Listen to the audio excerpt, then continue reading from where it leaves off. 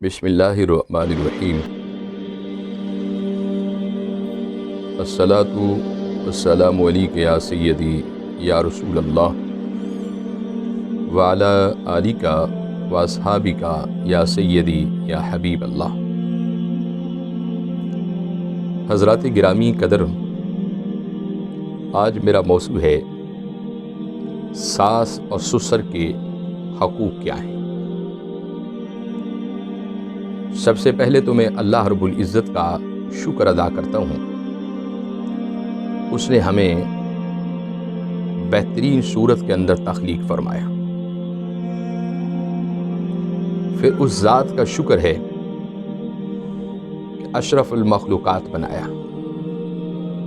پھر اس مالک کا احسان عظیم ہے کہ ہمیں امت محمدیہ صلی اللہ علیہ وسلم سے پیدا فرمایا۔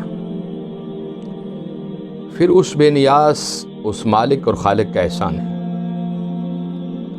کہ ہماری تخلیق ایک نقطے سے پیدا فرمائی۔ پھر اس کریم کا احسان ہے کہ اس رب العالمین نے ہمیں ہماری ابتدا ایک انسان سے فرمائی، اور پھر وہ دو ہوئے، پھر ان سے ایک سلسلہ شروع ہوا مرد اور عورت کا۔ گویا کہ اس بے نیاز کا ہم پر اتنا احسان ہے کہ ہم ساری زندگی بھی اس کا احسان دینا چاہیں، ہم اس کی نعمتوں کا، اس کے بے بہا فضل کا نہ ہم شکر ادا کر سکتے ہیں، نہ ہم اس کا بدلہ دے سکتے ہیں۔ اللہ رب العزت نے اپنی لارب کتاب کے اندر کم و بیش 10 مرتبہ یا اس سے زیادہ بھی ہو سکتا ہے ہمیں حکم یہ دیا ہے کہ تم انسانیت کا احترام کرو، باپ کا احترام کرو، ماں کا احترام کرو، بھائیوں کا احترام کرو، بہنوں کا احترام کرو، بیوی اور بیٹے اور بیٹیوں کا احترام کرو۔ یہ حکم الہی ہے۔ اس رب العالمین نے انسانیت کا احترام کا ہمیں حکم بار بار دیا ہے، اور وہاں یہ نہیں ہے کہ صرف احترام مسلمانوں کا ہے، بلکہ انسانیت کے احترام کا درس ہے۔ اب اسی طرح حکم الہی ہے، اب جیسے کہ داماد ہے، اس کے اوپر بہت ساری ذمہ داری ہے، اس کے اوپر بیوی کی ذمہ داری ہے، بیٹیوں کی پرورش کی ذمہ داری ہے، بیٹوں کی پرورش اور ان کی تعلیم کی ذمہ داری ہے، اور داماد جو ہے وہ ان کا کفیل ہے۔ اپنی بیوی کو خیال رکھے، ان کے کہنے، سہنے، سونے، اس کے دیگر معاملات کا وہ خیال خود کرے۔ اسی طرح بیٹیوں کے بارے میں آقا علیہ السلام نے فرمایا کہ جس شخص نے اپنی 2 بیٹیوں کی پرورش کی اور ان کو جوان کیا اور شادی کی، قیامت والے دن مصطفیٰ کریم اس سے جنت کا ٹکٹ دیں گے۔ اسی طرح اب داماد جو ہے سسرال کی طرف چلتے ہیں۔ سسر بیمار ہے، اس کا خیال کرے، ساس بیمار ہے، اس کا خیال کرے، کوئی سالی ہے، کوئی سالہ ہے، اس کی بیوی بچے ہیں، ان تمام کا خیال کرے۔ اسی طرح سسرال میں کوئی غمی ہوگی، اس غمی کے اندر شریک ہو۔ اسی طرح سسرال کے اندر کوئی خوشی ہے، اس کے اندر وہ شرکت کرے۔ اسی طرح سسرال کے اندر کوئی پریشانی ہے، اس میں شریک ہو۔ یہ داماد کی ذمہ داریوں میں شامل ہے، کیونکہ عورت جو ہوتی ہے، بیوی جو ہوتی ہے، وہ مرد کے ماتحت ہوتی ہے، مرد اس کا کفیل ہوتا ہے، اور وہ بیوی کی تمام ذمہ داریاں وہ ادا کرے۔ گویا کہ داماد کے اوپر بہت ساری ذمہ داریاں اللہ، اس کے حبیب صلی اللہ علیہ وسلم نے بہت ساری ذمہ داریاں لگائی۔ اور ایک حدیث رسول ہے، آقا علیہ السلام نے فرمایا کہ تم میں سے بہتر وہ شخص ہے کہ جس کا اخلاق اچھا ہے۔ اور ایک مقام پر آقا فرماتے کہ تم میں سے بہتر وہ شخص ہے کہ جو اپنے گھر میں اپنی بیوی بچوں سے جس کا اخلاق اچھا ہوگا۔ اور ایک مقام پر بخاری شریف کے اندر یہ بھی آتا ہے کہ حضور اکرم رحمت عالم صلی اللہ علیہ وسلم نے فرمایا کہ داماد اپنے سسرال والوں کو گالیاں مت دیں، اپنی ساس کو، اپنے سسر کو، اپنے سالوں کو، اپنے عزیز اقارب کو جو سسرال کی طرف سے انہیں کوئی اذیت مت پہنچائے، نہ اسے گالیاں دیں۔ یہ آقا علیہ السلام نے فرمایا۔ اور پھر حضرت عمر بن عاص نے پوچھا کہ آقا اس کی وجہ؟ فرمایا کہ داماد سسرال والوں کو گالیاں دے گا، سسرال والے داماد کو گالیاں دیں گے، اور یہ دونوں جاہلیت کی نشانیوں میں سے ایک نشانی ہے۔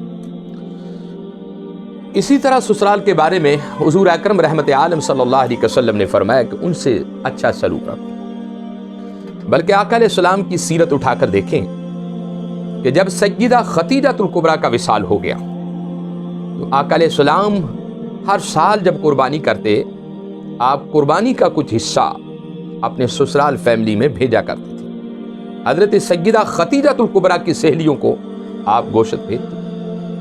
اسی طرح کوئی اور تحفہ تحائف ہوتا تو نبی معظم رحمت عالم صلی اللہ علیہ وسلم اپنی سسرالی فیملی میں ہمیشہ سیدہ خدیجہ الکبریٰ کے نام سے کچھ تحفہ تحائف ضرور بھیجا کرتے تھے۔ تو ان رشتوں کا لحاظ اور ان رشتوں کا خیال جو ہے یہ ہمارے آقا علیہ السلام کی تعلیم ہے۔ گویا کہ حضور رحمت عالم صلی اللہ علیہ وسلم نے ہمیں یہ حکم دیا ہے کہ تم اپنی ساس اور سسر کو اور ان کے بیٹے بیٹیوں کو کبھی بھی گالی مت دو۔ اس سے ہمیں منع فرمایا، ہمیں حسن اخلاق اپنے سسرالی اور فیملی سے اچھا رکھنا پڑے گا۔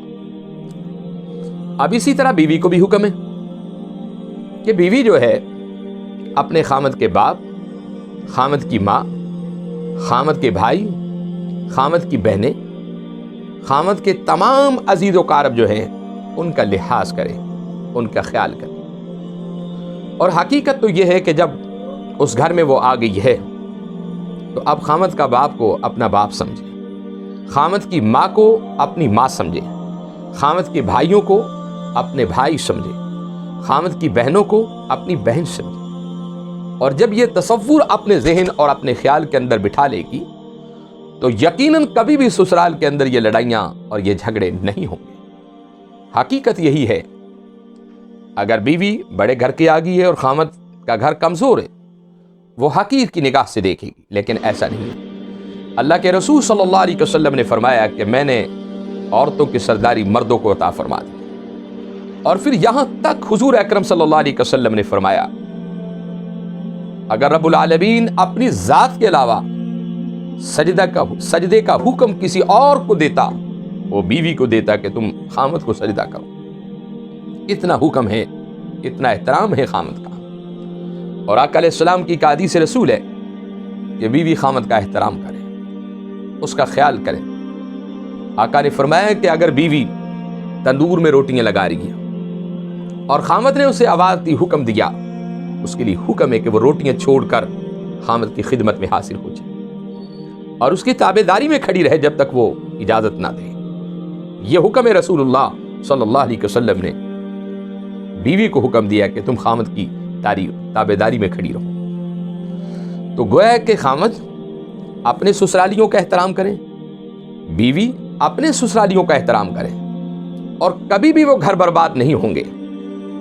خامد یہ سمجھ لے کہ میرے ساس و سسر میری ماں اور میرا باپ، اور بیوی یہ سمجھ لے کہ میری سسرالیہ فیملی جو ہے میری ماں اور میرا باپ ہے۔ اور حقیقت بھی ہے کہ آج میں اپنی بیٹیوں کو دعوت فکر یہ دے رہا ہوں کہ تمہارے صحیح گھر اور حقیقی والدین یہی ہیں کہ جس گھر میں تم بیاہ کر آئی ہو، جس گھر میں تمہاری شادی ہوئی ہے، ان کو اپنا والدین سمجھو۔ زندگی میں کبھی بھی اس گھر سے اونچی آواز نہیں آئی۔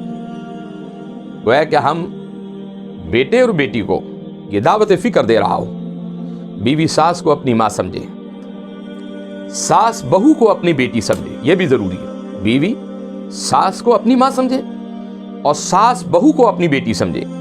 اسی طرح داماد اپنے سسر کو اپنا باپ سمجھے اور سسر اپنے داماد کو اپنا بیٹا سمجھے۔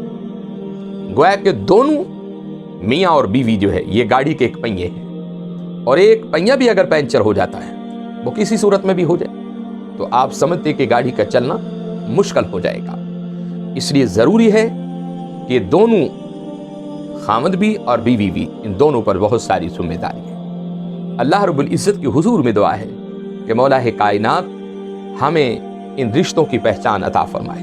وآخر دعوانا الحمد للہ رب العالمین۔